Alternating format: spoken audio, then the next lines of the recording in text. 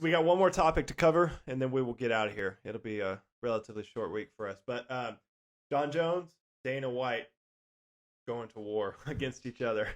Yeah, it got pretty ugly over the last week. John Jones basically said giving up his belt, he's moving on. He wants to be released from his contract. Very similar in my eyes to kind of what went on with Henry Cejudo.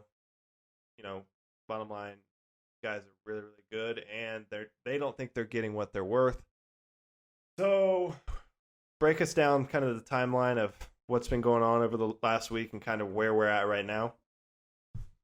Yeah, so last week we covered this in depth, but John Jones and Francis Ngannou kind of go at it on Twitter, and they want to book the fight. And, Dana keeps saying, they don't really want that. This fight's not going to happen, this, that, and the other thing. And the media is bugging him and saying, we all want this fight. Why is it not going to happen? Everyone wants that fight.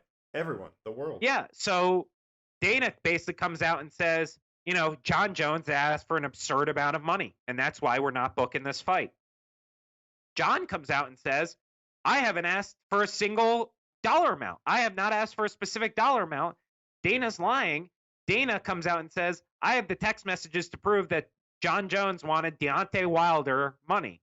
John then goes on a tirade that he never asked for that. If you're going to lie about me, just release me. You already said I'm the greatest. I'm sure there's a promoter out there who would be willing to pay me. Just let me out.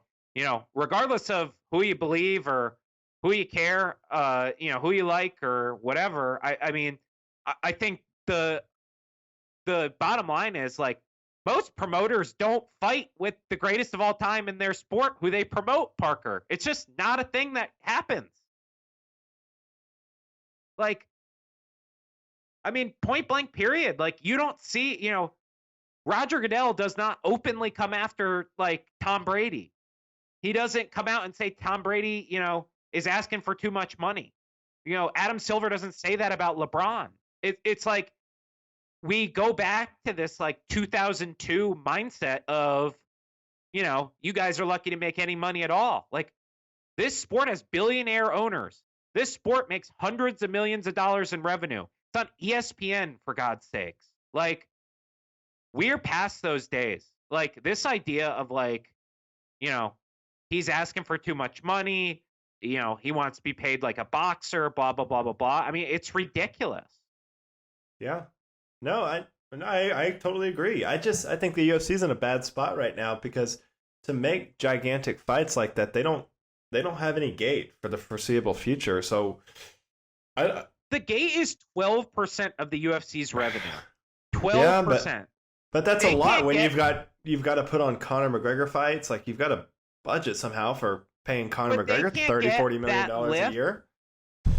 They can't get that lift or something close to it from the increased pay-per-view sales, the increased merch sales. They have a whole Fight Island section of the UFC store for an island where nobody knows where it is. We've never had fights there. It's just Dana, like, talking about this, like, mythic Fight Island. They're selling $35 t-shirts in the UFC store. And you're telling me that they're hurting for money because they don't have tickets in the arena? That's going to be that's Dana's excuse for sure. He's going to use that as an excuse.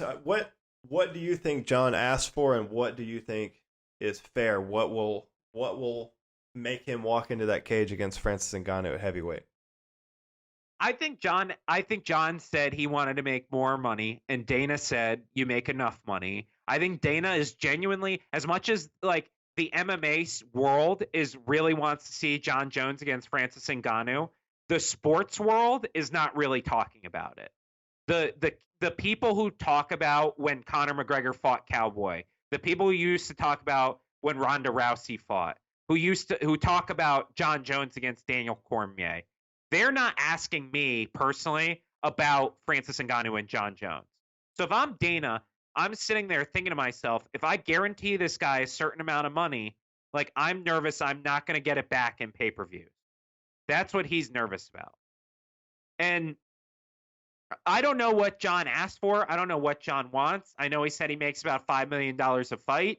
I don't think he could command $30 million the way Deontay Wilder could for the way that the Wilder Fury pay-per-view sold, and the revenue share in boxing doesn't work the same as MMA.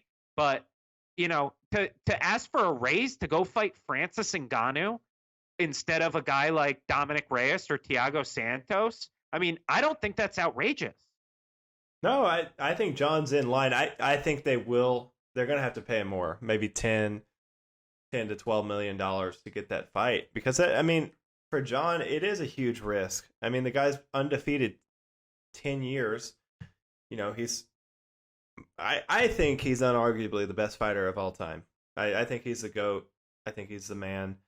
And to kind of put it all on the line to go fight this, just boogeyman that's been haunting the heavyweight division for the last 3 years, that's a lot to put on the line, and I think you want to be paid for that, paid accordingly. He's not going to get Deontay Wilder money. I think Deontay Wilder made $30 million last year. The stat that I saw said John Jones has made 7. Does that sound right or no? That sounds right in terms of purses. Yeah. So explain a little bit how is the boxing pay structure different than the MMA pay structure, briefly? I mean, just from, very simply, this is a huge sweeping generalization. Don't come after me and kill me and say, well, in this situation, blah, blah, blah, we don't fucking care. Like, I'm going to explain it to you simply. The boxing pay structure is really congregated at the top with the main event. The main event often makes many multiples more than every other fight on the card combined. It is much more congregated at the top with boxers. If you look at a mid-card UFC fighter is going to make a lot more than the mid-card guy on the biggest boxing pay-per-views, the biggest ones. Like, I think I remember there was a guy on the Mayweather-McGregor pay-per-view who made $2,000 to fight on that card. That's unbelievable. Well, I was looking at the numbers. So last year in boxing alone, Canelo Alvarez made $94 million. Anthony Joshua, $55 million. And Deontay Wilder, 30. So that's their top 3 earners. The reason this happens is because the UFC also acts as its own sanctioning body in terms of who is the champion. The UFC is both the promoter and the person who determines who the champion is. In boxing, you have 4 independent organizations who determine who the champion is, and then you have a separate promoter who is in charge of your fights. That promoter on your behalf negotiates a purse bid for each individual fight. So in boxing, rather than have like a set schedule of arenas they're going to visit or events they're going to put on like the UFC does, boxing negotiates with arenas and negotiates with networks in order to get the best possible price for their fighter. It's a totally different model, and what we sacrifice with boxing is we often, especially in the mid-card, your up-and-coming fighters, we do not get to see fighters fight in the fights that we want to see, that are competitive, that are equivalent guys, really until a belt is on the line. And that is the struggle with boxing. Whereas in the UFC, because UFC controls everything and basically has a monopoly over MMA, we get good fights on the middle card, on the prelims of all these cards.